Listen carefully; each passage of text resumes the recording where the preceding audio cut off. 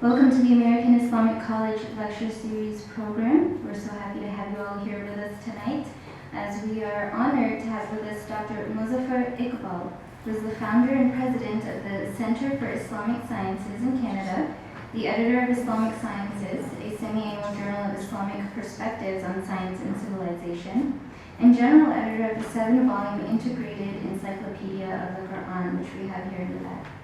The first English language reference work on the Qur'an based on 14 centuries of Muslim reflection and scholarship.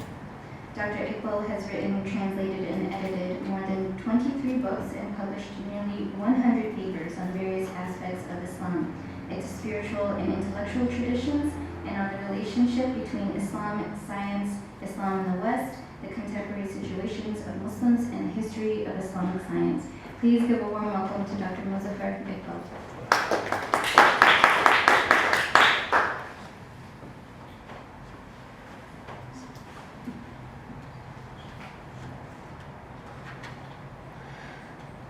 سيدنا رسول الله رب العالمين سيدنا رسول الله عز وجل الحمد لله الخلق والليل والنهار وما خلق لله تعالى.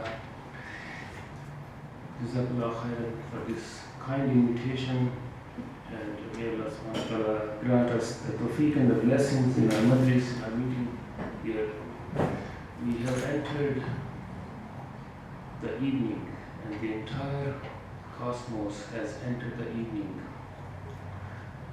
This evening that we have entered is related to the coming and going of the day and the night, the alternation of the day and the night, which is one of the signs mentioned in the Qur'an, signs of Allah subhanahu wa ta'ala. And if we were to ask an average believer, what does the Qur'an say about the evening, or the day, or the night, or the cosmos, or about any other concept mentioned in the Qur'an, such as dunya, akhirah, ability, istita', it is more likely that out of 1.6 billion Muslims now living on earth, only a fraction will be able to provide an answer that is rooted in the Qur'an and in the Islamic tradition itself. This kind of scholarship has been absent from the scene for the last 300 years at least, from the Muslim intellectual horizon. This kind of scholarship is unique in the sense that it is encyclopedic. Number two, it provides to the reader sum total of existing knowledge on concepts, places, things, events, and persons mentioned in the Qur'an. So my topic today is to deal with a very narrow, specialized branch of scholarship called encyclopedia. And of course I cannot go through the entire history of encyclopedias. I have selected a few works. Math is something new to me. If you could help me with just how to navigate through the pages here once. Ramona, help me with that. The math is so how can we go down?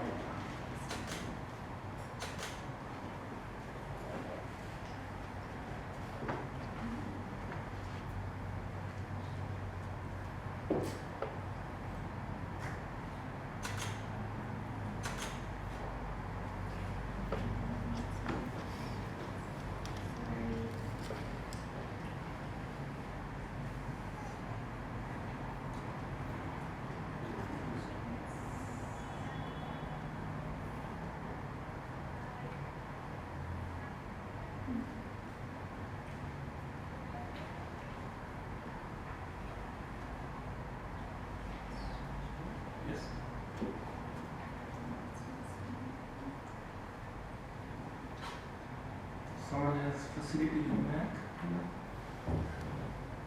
What do you need? How to navigate through the slides on the Mac. Mac? Yeah. Slides? On the Macintosh. Slides here? Right here. Yes. How do you go forward? Yeah, a little bit. No, Scroll down. no, there's something wrong with it. It's not going forward.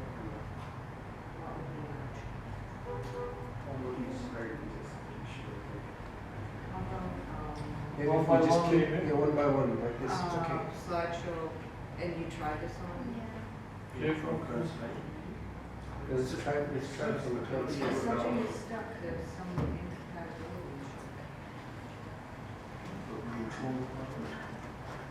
For a Mac, instead of control, you do command, but even that's not. Can we go back to the computer suite? Yeah, then we can go. Then we can do it. Shall I? This is Smaller. for. Yeah, Yes. okay, alhamdulillah. Sorry So that's okay. So the topic here is the Qur'an and the encyclopedic tradition. I hope everyone can see all those small, but I can.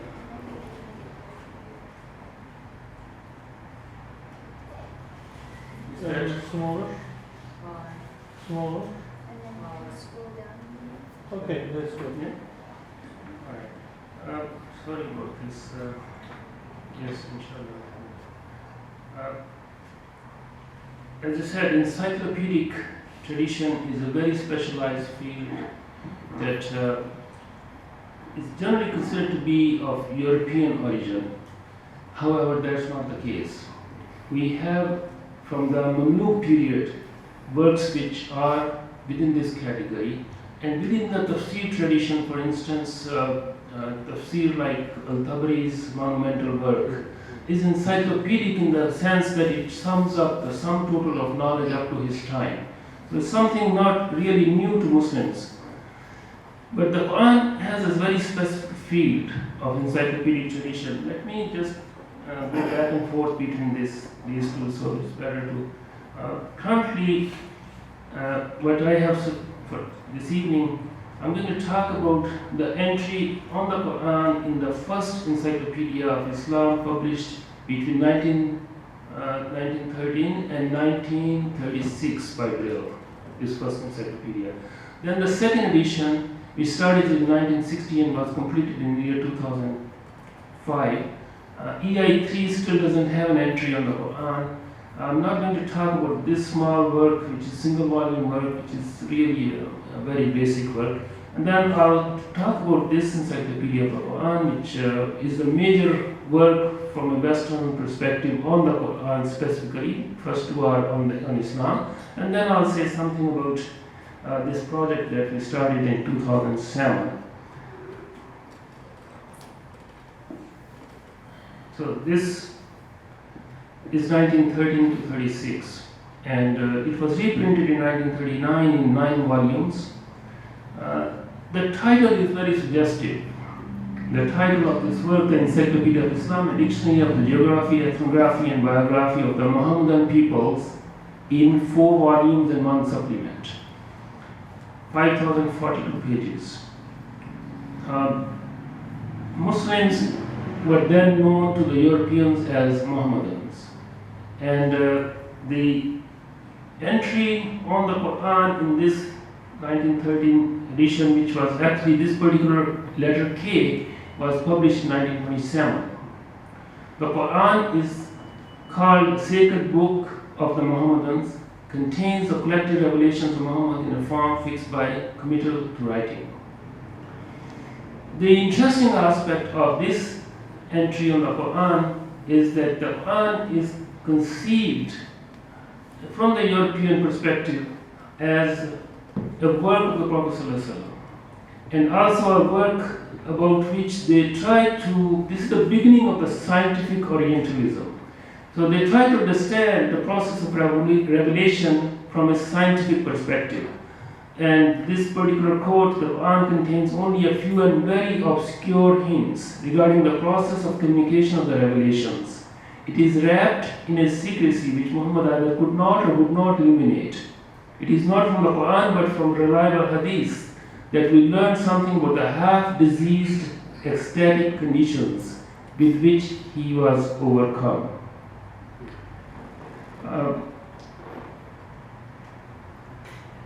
Now, when we go to the part where Encyclopedia of Islam, the first edition, talks about the Prophet ﷺ, this is what it has to say.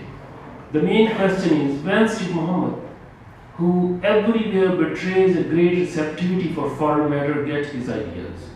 So you see the understanding, European understanding at that time of the Qur'an and the revelation of the Prophet ﷺ is that this is somehow compiled together by the Prophet ﷺ. So the question then obviously arises, where did he get his ideas from? And there are two aspects to this. One, these ideas come from the Christian Jewish sources, pre-Islamic Arabian sources, and second, and this is the beginning in the Western world of psychoanalysis and those things, and they then recognize it as modern psychiatrists recognize the correctness of these descriptions of his attacks, and we must of course leave it to them to define the exact nature of his condition. We get an idea of the kind of perspective being brought into Islamic studies at that time. Of course, this entry, this encyclopedia, this entry on the Qur'an is dealing with sources, but our question today, 100 years later, is what are the sources of this construction?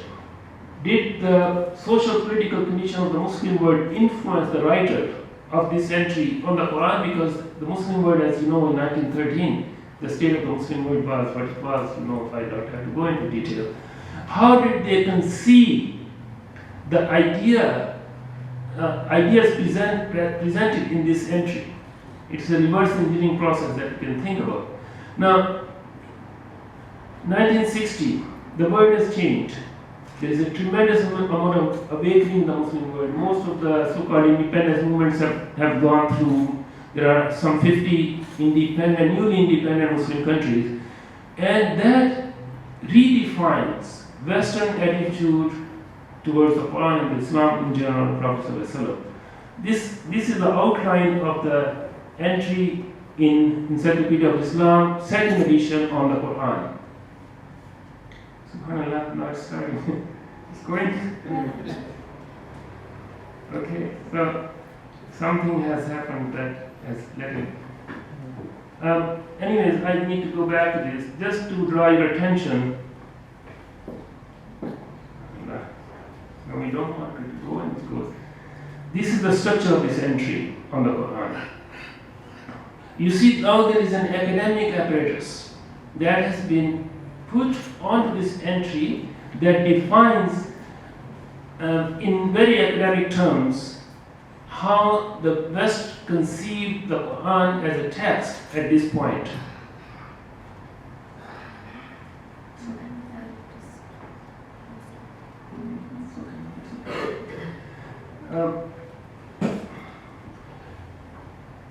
There are major differences in the general apparatus of the two entries, but are there major differences in the conception of the Qur'an as a revealed text? The answer has to be sought in the entry, in the section of the entry which deals with the Prophet ﷺ and the Qur'an. And this is what the entry says. Yeah. Can you do something here? The orthodox view. So if we just start the slideshow, play from current slide, we stop. No, that's this is okay, I'll just give. The orthodox view of the dramatic form of the Quran is that God is the speaker throughout. Muhammad is the recipient, and Jibreel is the intermediary agent of revelation. Now, this is, of course, the Muslim view of the Qur'an, that the Qur'an was revealed to the Prophet ﷺ through the agency of Jibreel over a period of 23 years, starting when he was 40 years of age, with Iqra bismi rabbikal ladzi khalaq. But an analysis of the text shows that the situation is considerably complex than this. In some passages, there is not even any indication that the message is from a deity. No, this is on the authority of Muir. Muhammad seems to be the speaker. In the earliest passages that mention Muhammad's God, he is not named but is spoken of in the third person, usually as my Lord, your Lord.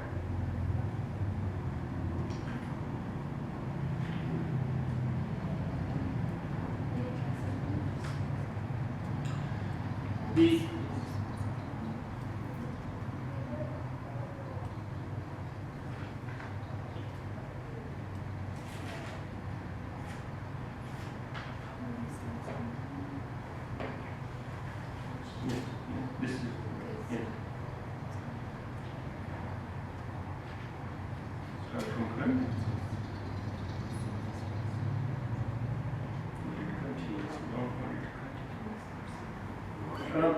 Sorry about this.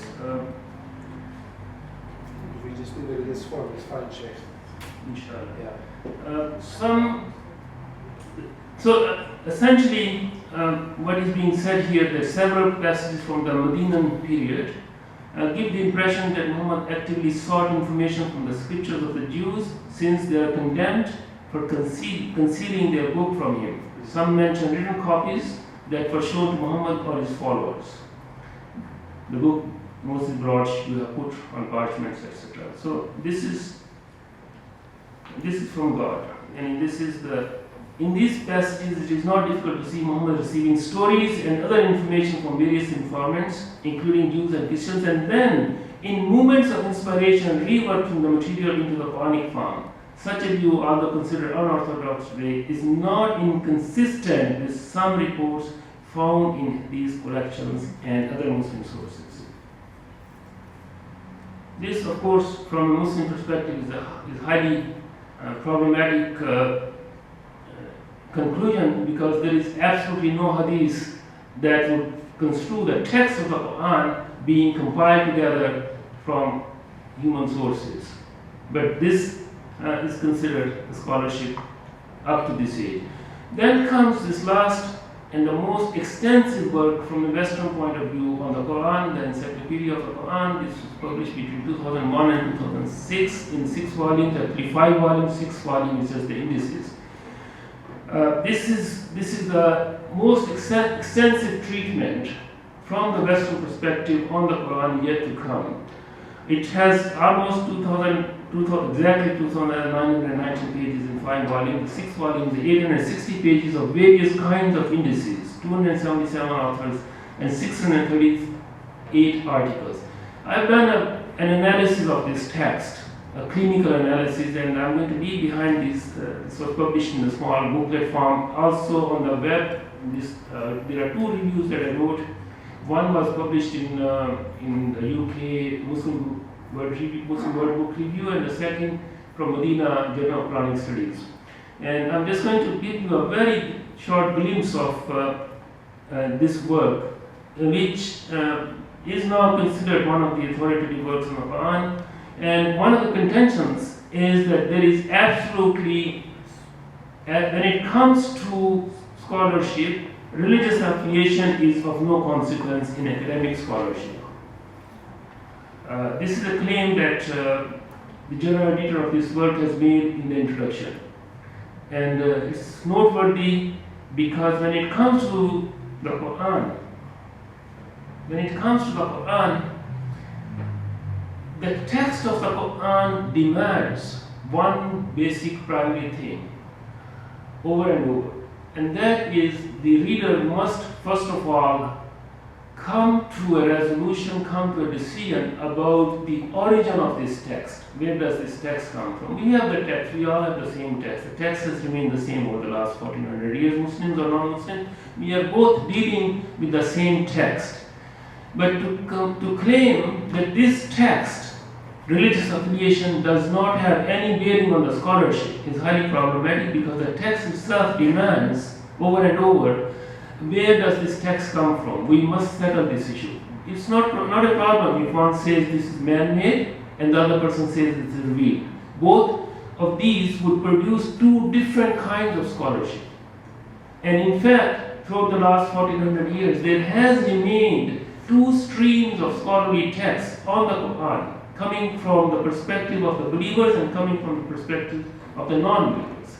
They have both produced works, and they are both scholarly in many ways, and they all have their ups and downs, but these are two separate streams of scholarship.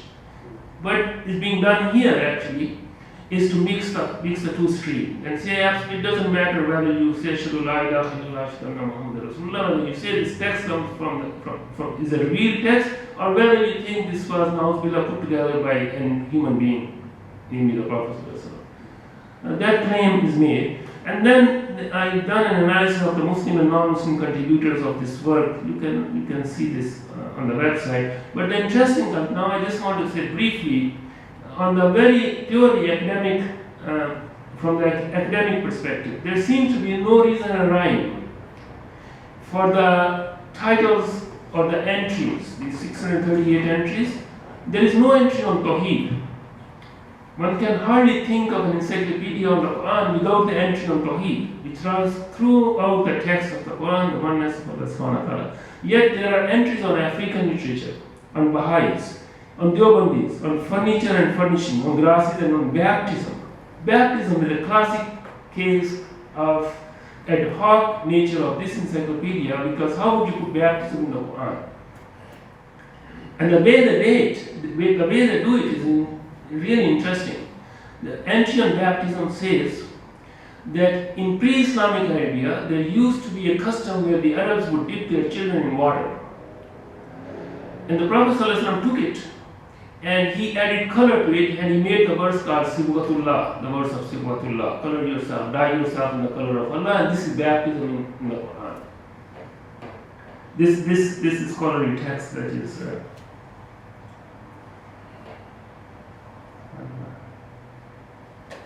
Let's start creating. Now, just need to go down. Now, Queen of Sheba has an article, but the hoopoe carrying the letter of the Prophet Sulaiman to her does not. The bee and the ant, both used in the Quran as surah names, do not have articles devoted to them. Likewise, from the fruits and herbs mentioned in the Quran, one finds an article on date palm, but not on grapes, olives, or pomegranate.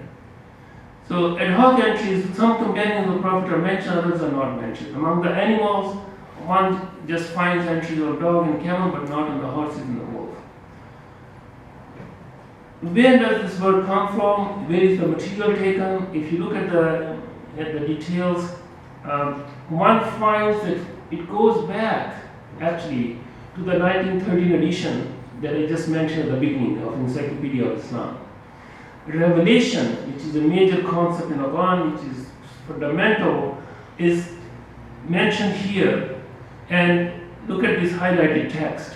The consensus of the tradition has it that the first verse of the Quran to be revealed was the beginning of Surah 96, Iqra bismi rabbikal ladhi khalaq, when Jibreel came bringing a cloth on which was embroidered the text to be recited. The cloth tradition. Where does this come from?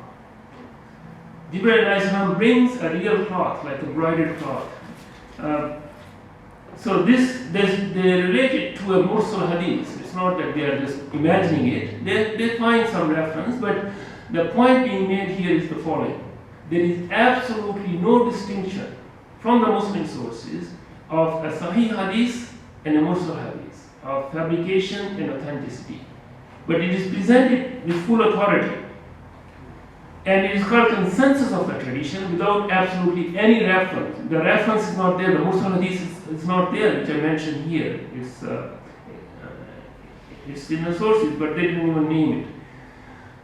There are many other things, but let me take you to one last example of the nature of scholarship. This entry on wives of the Prophet ﷺ, this is EU Encyclopedia of Qur'an, volume 5, 506, 21. Many of the accounts of the life in the Prophet's household contain detailed descriptions of the jealousies and domestic quarrels of the mothers of the believers. These reports present the Prophet's wives as a petty, greedy, backbiting, and power-hungry lot. We don't even use these adjectives for anyone. Many traditions state that the women were dissatisfied with the manner in which food and other presents were distributed among them, but most of the jealousy narratives have a sexual and emotional theme. Aisha, for example, is said to have been most fearful when the Prophet had married the Meccan Makhzumi aristocrat Salma and brought home the beautiful Arab war captive Juwayriya, or the young Jewish war captive Safiya. Salma was especially prone to jealousy. So, where does this text come from? What are its sources? What kind of knowledge does this yield? At the bottom, you see the two reviews that I mentioned on the website, which I'll inshallah take you soon. So, considering all of this, and considering many other factors, among those, the most important being, take us to the, just most important being that out of 1.6 billion human beings now living on earth, 80% have no direct access left to the Quran. 80% of Muslims do not understand the text of the Quran. This being one of the major factors. That our Center for Islamic Sciences, established in the year 2000 in Canada, started a project in the year 2000 to produce the first Muslim written encyclopedia on the Quran in English language. This is the structure of the organization. We established a very rigorous system of text generation, which means that every single entry that is in the first volume, which has 47 articles starting with Allah subhanahu wa ta'ala and Ahmad alayhi salatu wasalam, these two being out of alphabetical order, following the spiritual etiquettes of our tradition, and then alphabetical articles, and ending with the article on beautiful names of Allah subhanahu wa ta'ala, Asmaul Husna. So bounded by Allah and Asmaul Husna. This first volume took us 5 years to complete, primarily because our standards are extremely rigorous in terms of academic procedures. Every single entry has gone through 3 blind reviews. Some of these entries have been written 7 times by the author, over and over. And every single statement has been referenced to the primary sources from the first 4 or 5 centuries of Islam. And the referencing has brought hundreds of new works into the Western discourse on the Quran, works which have never been opened by any Western scholar over the last 300 years. So this encyclopedia, this is one of the examples of the text generation process. If you could take us to the website, please. So this encyclopedia is the first effort by Muslims which, now we are on safe territory. This is the project page. This volume has been published this year. I brought a few copies here for those who would be interested in getting it. It's also available on the website for 3 times the price that is being offered here. The entire project has been conceived as an integrated text, and the integration takes place at 3 levels. First, conceptually, the entire text, entire system of entries is deeply integrated and intertwined. So, for example, proper names are easy to find.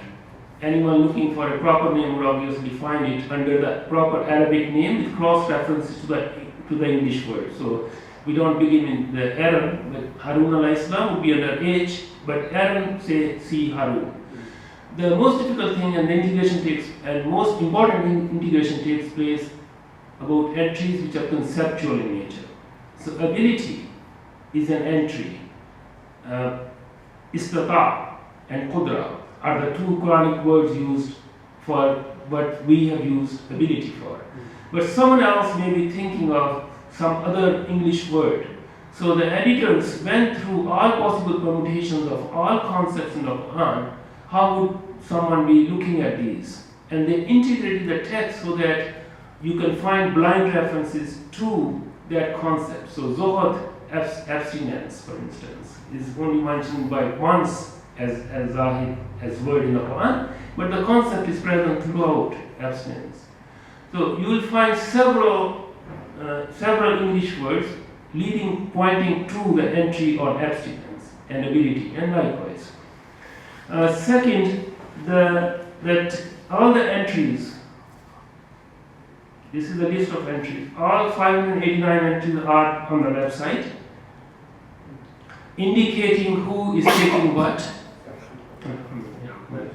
and what is available.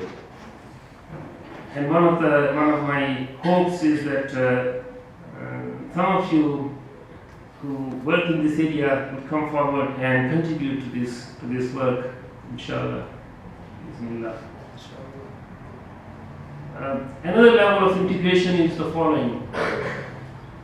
Just to take the example of the article on istita'i, ability, the author goes to every single Quranic reference of that concept, or a person, or a place, or a thing, or an event, gathers them, and goes through all major tafasirs, and in some cases books of fiqh, books of seerah, books of history, and books of ahadith. And all of this material is put into like a big pot, from which a concentrate is produced by integrating scholarship from the tafsir tradition, by hadith. For example, the article on Arafah, inshallah, many of believers are on their way to Arafah now. We are already in Zulqa'dah. On the 9th of Zulqa'dah, the Hajjah, these millions are going to stand there on the plain of Arafah. Arafah is mentioned in the Qur'an. The article on Arafah starts with defining the geographical boundary of this plain where the waquf of Hajj takes place. Its historical significance, according to one tradition, Adam al-Islam, when he came to the earth, that was the place where he came. Its legal significance, meaning thereby, when does the waquf actually begin? So this is from the books of fiqh. Other things are books of history, books of geography, like Al-Budan and others. And then, of course, what are the Quranic descriptions? What are the Quranic references to Arafah?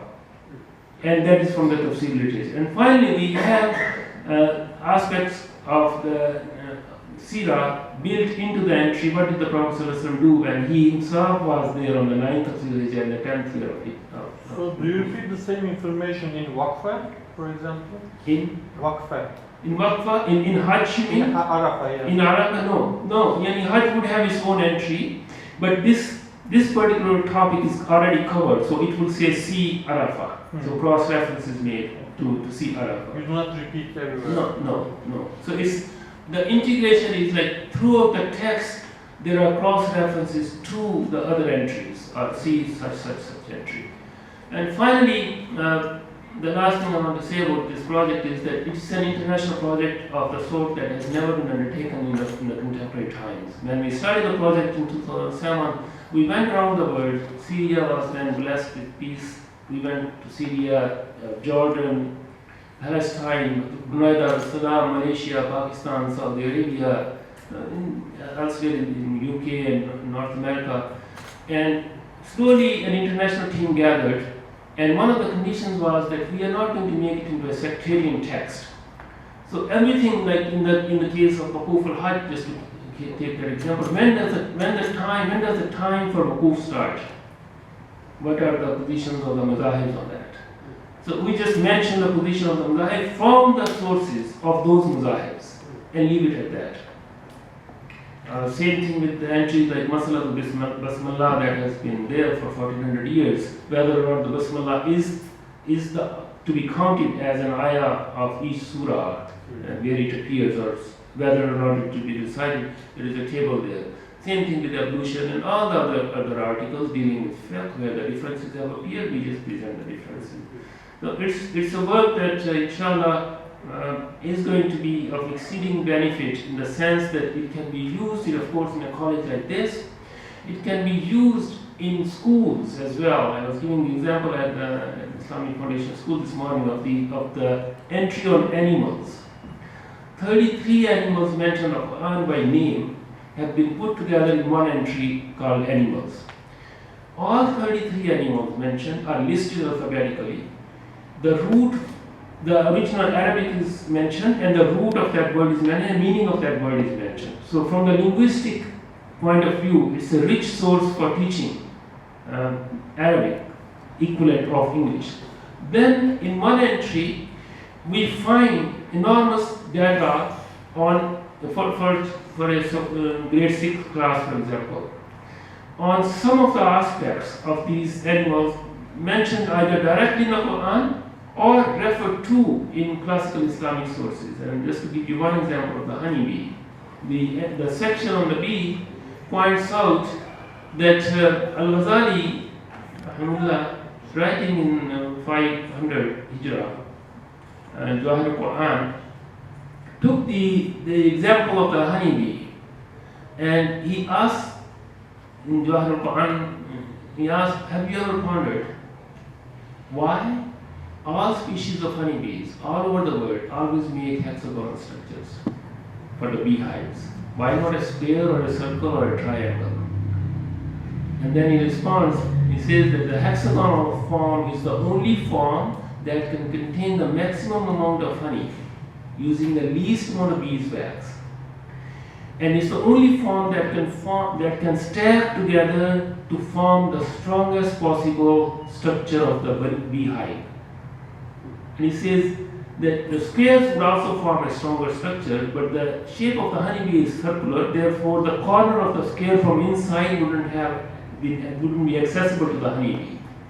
So it wouldn't be economical.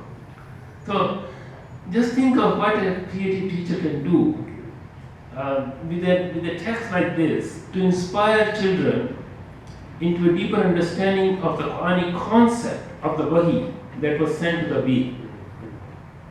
Likewise, the entry on Arafah mentions those historical channels that Zubaydah, the wife of Harun al-Rashid, ordered. This is a huge public works program. Look at that time, that brought water from Taif to Arafah for the Hujjaj. And these are still there, these aqueducts are still there on the plain of Arafah. It mentions that entry through the reference of a travelogue by Ibn Jubayr. Indirectly, this is a small portion, maybe in 4 lines, but we have a reference to Ibn Jubayr's Rahla, we have a reference to Zubaydah, we have a reference to the presence of these aqueducts at the plain of Arafah coming from Taif, bringing fresh water. A middle school teacher can introduce tremendous amount of Islamic history, even engineering, science and engineering, because these were huge public works undertaken by scientists and engineers at that time, who used tremendous amount of scientific information to do this kind of. There were no pumps to bring water from Taif, but they have these things. So, and then we have Ibn Jubayr himself being introduced to these men. So there are multiple levels of the usage of this encyclopedia, but of course our main purpose is to introduce into the Western discourse on the Qur'an a totally new way of constructing this discourse on the Qur'an that has been dominated for the last 100 years by non-Muslim scholarship, and this is the first time that Muslims are now able to say, it's fine, this is your point of view and this is our point of view, and reader can go and compare the two. I should stop here, inshallah. If you have questions, please ask questions. We have to ask. Yes. We'll see after. Inshallah. If there are questions, if you could kindly keep it short and to the point, so everyone can have a chance around the room. Greatly appreciated. Thank you. You mentioned that you, when there are more than one point of view, you simply categorize and give the original sources and mention. What about when we have more modernistic interpretations of some of the laws, the way classical text is being looked in a very different manner? Do you handle those aspects too, or you limit yourself to classical tradition? No, we do have a final text in entries where such things have appeared. The last section of the entry does go into contemporary understanding of some of the issues pertaining to those points of view, and some have become very necessary in terms of necessity, which or need, or a situation which didn't exist before. For example, the entry on body has a number of references to all the organs in the human body. So organ transplantation and those things which have cropped up recently, they have been dealt with. As it relates to algebra or trigonometry, is there any mention in the Qur'an about that? There is an entry on Qur'an and science, which will inshallah come in letter Q, which will mention references to the Quranic concept of such things. So, as much as you have. Oh, well, this is really short. What's the time frame for all 7 volumes to be published? And I'm just imagining, say, getting my university to buy it. Right. But would they buy one, or can they contract and you'll mass produce? So what has happened so far, we received the shipment of these volumes from Kuala Lumpur on the 13th of June, and it went on sale on that date. And several universities asked the same question, because university system typically does not buy one single volume. And we on the website we do have a time schedule for each volume. Inshallah, the next volume is in 2 years, and we are taking a standalone standing order. And this is how the encyclopedias have been typically bought by the university system. They put an order, they get the first volume, and then there is a standing order. So 2 years, like there is a date of publication for the second volume, and they are not charged until the shipment is made. This is how Brill did over the last 45 years. They started in 1960 and finished in 2005. Our center used to have subscription to that, and every time they publish, they will just send us the copy and invoice. But we are also, because the price of such things, as you know, is $295 for this one volume. The price of the Brills was $340. These are reference works and they are pricey. We made another effort to bring it to the community through community sales, where this is being sold for $100 per copy. And we have gone through several cities in Canada, one in Seattle, and we are planning other events in the United States as well. So for the community, it's being sold for $100 per copy per volume. And we are collecting a database of anybody who buys it. So when the next volume comes in, we'll just send an email, we'll just go and say next volume is there. Further questions? Jazakallah khair. MashaAllah, it's a tremendous work. I want to reward you for it. And MashaAllah. Just a couple of things. Are you making use of, because when you said the fiqh, to my knowledge, and I think they finished the volume Muzaffar Iqbal, and that's maybe it makes it a lot easier for you. And there's the other one is basically almost similar to what you're doing within Arabic, that is Ma'arif. So they are you writing it different than Braille, but basically mostly in Arabic. It's related to the Qur'an, but basically correcting what you just mentioned. Are you making use of those materials? Yes, the Muzaffar Iqbal, mashallah, that's a very, very good source. And they have completed it, and we have the entire text, and we are making good use of that. But we are making use of it primarily to go to the primary sources. We do refer to it where someone in that masua has come up with some important point in some sense. But because our policy is to go back to the primary sources, then they have also gone to the primary sources. So this Muslim has sometimes served for the authors as a starting point to get to the starting point.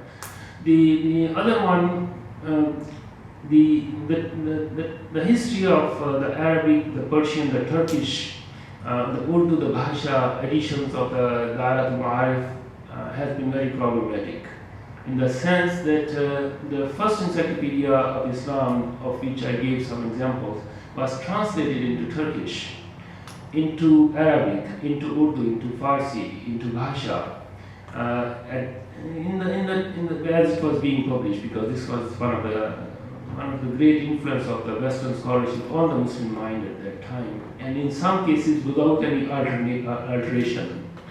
What they are doing now, there are many efforts being made in addition to what you said, which is a general encyclopedia, not specifically on the Quran, but on Islam. There is the Turkish Encyclopedia of Islam as well, which is almost now complete. It's, I think, 44 volumes already. But they are more general than what we are doing, in the sense that they don't go so deep and they don't limit themselves just to the Quran. We are narrowly focused on the Quran, not on Islamic history, and not on general Islam. So there are certain differences. Yes. You mentioned this, and I would like you to repeat it, or maybe I lost it.